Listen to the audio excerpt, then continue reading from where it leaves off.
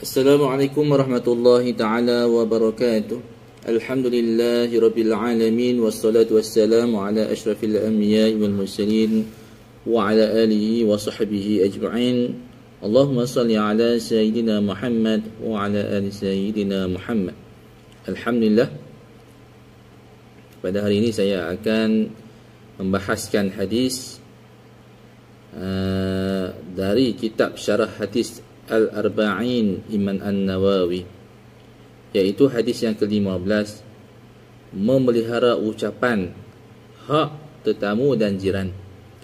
An Abi Hurairah radhiyallahu anhu anna Rasulullah sallallahu alaihi wasallam qala man kana yu'minu billahi wal yawmil akhir falyaqul khairan aw liyasmut وَمَنْ كَانَ يُؤْمِنُ بِاللَّهِ وَالْيَوْمِ الْآخِرِ فَلْيُكْرِمْ جَارَهُ وَمَنْ كَانَ يُؤْمِنُ بِاللَّهِ وَالْيَوْمِ الْآخِرِ فَلْيُكْرِمْ ضَيْفَهُ.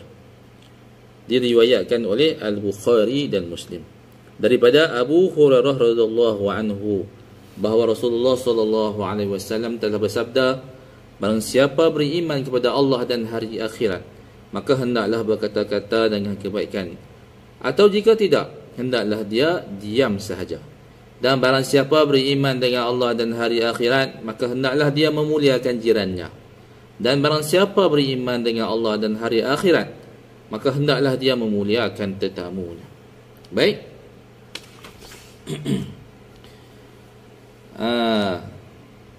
Apa manfaat daripada hadis ini adalah, kita kalau tidak ada percakapan yang penting, tidak ada percakapan yang memberikan manfaat kepada orang ramai, kita hendaklah berdiamkan diri.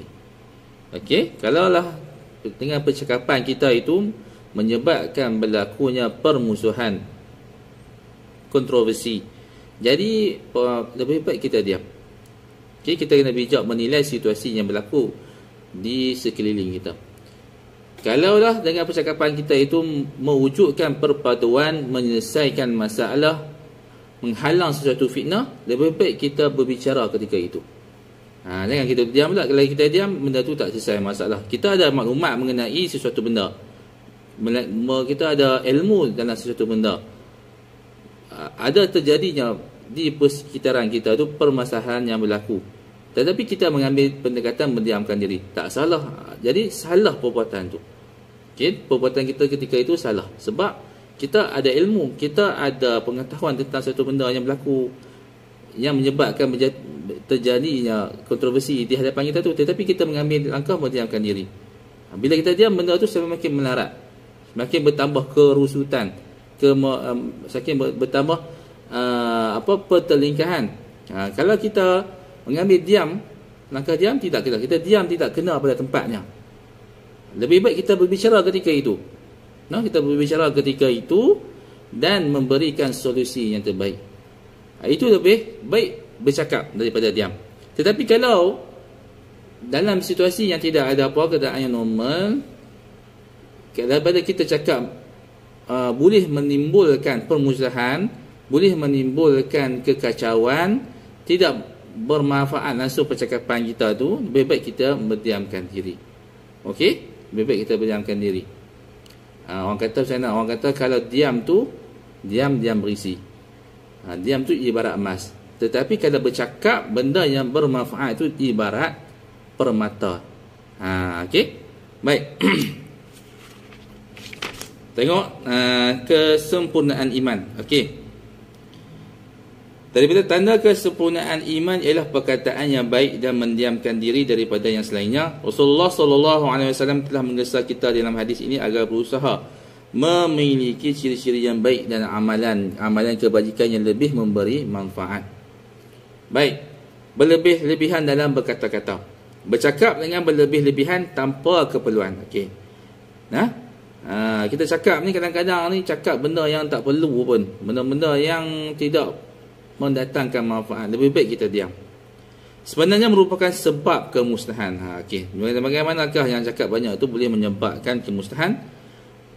Tengok hadis ni, adapun memelihara lidah ialah suatu jalan menuju kejayaan. telah berlalu hadis Rasulullah sallallahu alaihi wasallam tersebut ini, min husni islamin mar'i tarkuhu ma la ya'ni.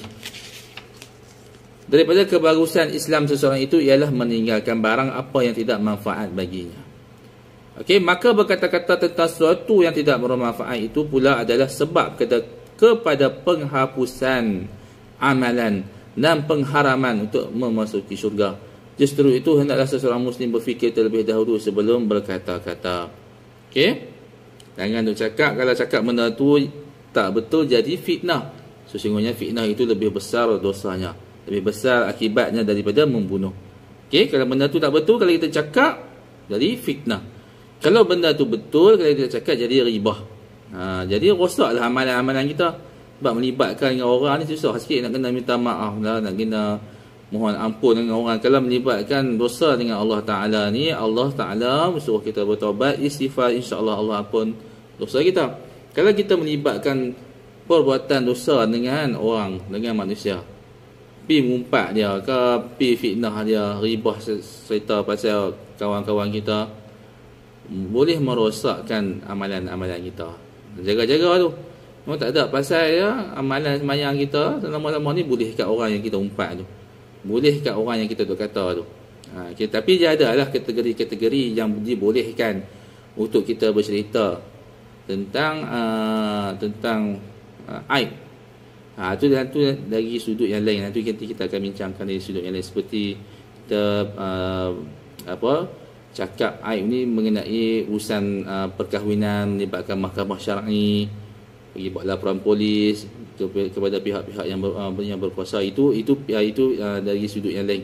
Dari sudut yang orang biasa ni, dari sudut orang awam ni, lalunya kalau cakap ni tak ada benda yang boleh merancakkan perbualan ni, saja nak tambah perasa nak bagi sembang tu lebih seronok dengar.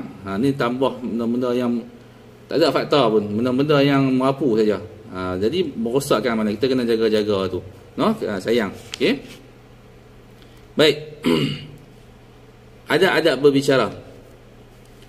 Dalam agama Islam banyak adab mengenai percakapan, antaranya ialah: pertama, agama Islam amat menggalakkan umatnya agar berkata-kata dengan sesuatu yang mengandungi manfaat dan menahan dirinya daripada berkata-kata dengan perkataan yang haram. Dan dalam semua keadaan Allah Subhanahu Wa Taala berfirman tentang sifat orang-orang yang beriman. A'udzubillahi minasyaitonirrajim. Wallazina hum 'anil lagwi mu'ridun. Dan mereka yang berpaling daripada perkara-perkara sia-sia. Okey, perkara sia-sia itu Allah maksudkan tu. Surah Al-Mu'minun ayat 23, ayat 3. Yang sia-sia adalah perkataan-perkataan yang batil seumpama seperti umpatan, okey, cercaan, kutukan terhadap kehormatan seseorang insan dan yang seumpama dengan demikian itu. Kedua, tidak berlebih-lebihan dalam memperbanyakkan perkataan-perkataan yang diharuskan.